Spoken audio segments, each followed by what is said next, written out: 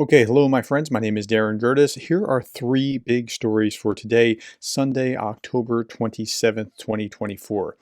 We're going to talk about this article behind the scenes of Israeli attack over 100 aircraft and 2,000-kilometer journey to Iran. That's for the Israelis hitting back after they were attacked recently. And when they hit back, what they actually did was they showed that they were willing to do that, and so that leads to effective deterrence. I talked about this today just in the video I put out a couple hours ago. It's not very popular, but what you need to understand about deterrence, you need to understand that deterrence matters. And what we're doing right now, the US and the West is doing with Ukraine is not providing adequate deterrence, but what Putin is doing is deterring the West. Okay, so here's the Jerusalem Post with the actions of Israel in Iran. So over 100 planes were involved in the attack on Iran on Saturday. The IDF confirmed the operation focused strictly on military targets,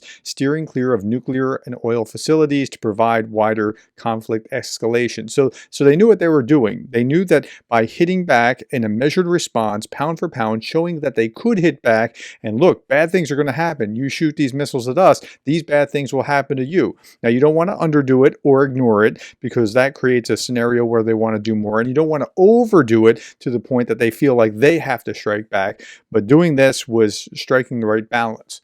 This large-scale assault involved over 100 aircraft, including F-35 stealth fighters traveling approximately 2,000 kilometers.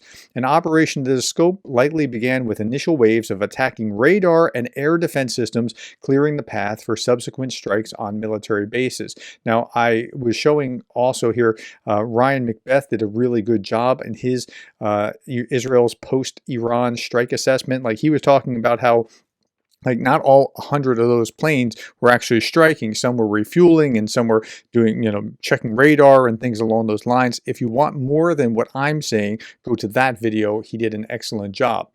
Okay, now what was the result of this? Axios reported that Israel's strike on Iran has disabled a critical component of Iran's ballistic missile program. Now that's good. That's good for Israel. That's also good for Ukraine, because there's some connection between Iran and Russia with the ballistic missile program, potentially.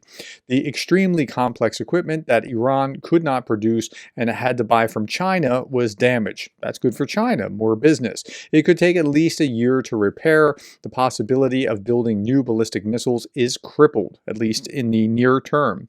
Iran will also have to give up supporting its allies, including Russia, with these missiles as it needs them for itself. Okay, so that's good. And remember, these things are all tied together. Okay, Anton Gerashenko. Yesterday, Israel hit 12 planetary mixers used to produce solid fuel for long-range ballistic missiles, which makes up the bulk of Iran's missile arsenal. As a result of the attack, 4 S-300 air defense batteries were also destroyed. Now, you've heard about S-300 and S-400 missile systems that they would have gotten from Russia, right? Okay, so that's what was destroyed along the way. The sources also said that the Israeli Air Force attacked the factory for the production of drones. Well, that's good news for Ukraine as well. There has been evidence that Iran supplies or plans to supply its ballistic missiles to Russia for strikes in Ukraine. So what Israel did is proper deterrence, and there's a net positive effect for Ukraine. Okay. Second big story here, Georgia's ruling Dream Party has likely won a simple majority in the Georgian parliamentary election held on October 26, 2024. According to preliminary results, Georgia Dream has adopted a very strongly pro-Russian platform. Okay, so let's talk about what's happened here with this. A number of incidents have marred the elections, and I talked about those yesterday, and we need to talk about more today. Has marred the election, suggesting thus far a undetermined magnitude of election fraud, pending reports from election observers. But remember, it's the Georgian Dream Party that controls those that are counting on the election commission, and so they're counting the fraudulent ballots. The Russian information space is already celebrating Georgia Dream's victory, further demonstrating that Georgia Dream is the Kremlin's favored party in the Georgia parliamentary elections. Okay, so what's happened in Georgia is really interesting because what Georgia is what Ukraine was supposed to be to the Russian mind back in 2014. Like, if you could get a do-over for Ukraine and the Maidan Revolution and that sort of thing, this is it. Russia is getting in Georgia what it wanted in Ukraine without a military fight. So that's what this is looking like it's amounting to. Okay, after the counting of the votes, 99% of the precincts in the parliamentary elections in Georgia, the ruling party, Georgia Dream, is leading with a result of 54.8%. The opposition party scored a total of 37.58%. And there's like a dozen or more opposition parties, and they're splitting 37.58%. Something seems very wrong about that. Their leaders declared that they do not recognize the results of the elections. Okay, Georgia president also calls for protest amid the attempted Russian-backed takeover of the government. Quote, "This was a total rigging, a total robbery of your votes. We were witnesses and victims of Russian special operation. I do not recognize these elections." Now, I'm not sure that there's a lot that she can do here because it's going to be like the same scenario in Venezuela. It's been approved, and this is what the final vote is. But we know that there has been some nefarious activities. International observers, for example, say that the Georgian elections are marred by pressure and intimidation. A joint observation mission reported numerous violations that support claims of election rigging by Georgia's Democratic opposition.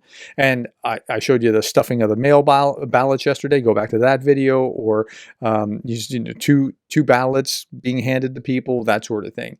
This gentleman is saying, "I was an election observer, specifically at a polling stations 50 and 48. I was expelled from both locations after being physically assaulted by several people at one of the stations, where they also tore my clothes. This was not a fair situation. I do not believe the claims of electronic voting integrity." They were also handing out 2 ballots to each voter. Go out and vote. So, yeah, that's what's happening. But again, I'm making the case again. This is what Russia was hoping for back in 2014 in Ukraine, so that Russia could keep Georgia here in its sphere of influence. That's what it wanted to do to Ukraine. But the people of Ukraine rose up. I don't know that that's going to happen in Georgia. And if it did happen, do the Russians have the resources in order to do anything about that at this point? Here is Chairman Joe Wilson from South Carolina, the Republican chairman of the committee, talking about how he is troubled by the credible allegations of systemic violations in the Georgian parliamentary election. "I'm also disturbed by the well-documented efforts by Russia to sway the election." Okay, so yeah, I mean, it's pretty much everybody except for the Georgians and the Russians are saying something's not right here. Georgia Dream has learned from Russia. That's right, they have. There are some reports, and again, the Russian election was rigged as well. There are some reports that the Georgia Dream might have rigged around 300,000 to 400,000 votes, or up to 20% of the total share based on turnout, through multiple voting with a single ID card. God knows what else they did to hack the electronic machines with the finest Kremlin guidelines. We just don't know exactly what happened, but we know that there are clear and documented cases. But again, this is what Russia wanted. This is Russia's ideal scenario. Now they don't have to commit troops. Well, not unless the people of Georgia rise up and throw this off. Okay, Vlad Vexler, stuck in Russia's sphere of influence, Georgia is trying to reach for political belonging with the West, while the West is in global retreat, which is unfortunate. Right? The West is going, "Oh, we really don't want to get involved." Yeah. It's like crossing a river without the materials to build a boat or a bridge while the river keeps widening. That's a sad but powerful explanation of where we are right now. Now, where's Russia and where's Ukraine relative to their ability to carry on? Russia can afford to fund the war in Ukraine for several more years, supported by massive oil revenues and the shortcomings of Western sanctions. Now, the West is looking at trying to tighten up sanctions, and when it's the Poles' turn to be in charge of the EU Council after Hungary is done at the end of this year, they're looking at that, and they'll be looking very strongly at how they can take care of the loopholes, especially in regard to Russian oil and gas. At the same time, Russian President Vladimir Putin signaled that Western Ukraine fatigue is encouraging to Russia to continue its full-scale invasion of Ukraine and pursue its theory of victory predicated on Russia outlasting Western support. Now, if you're Putin, you actually at this moment are thinking, you're going to win. The evidence seems to be in your corner that you can outlast the West. The elections are going your way, and you have evidence that NATO doesn't want to worry about any actual red lines. So, yeah, that's where Putin is. All right, a little bit more. Having Darth Putin, the parody site, having occupied Georgia without needing to invade it. I just bought some traders. Easy.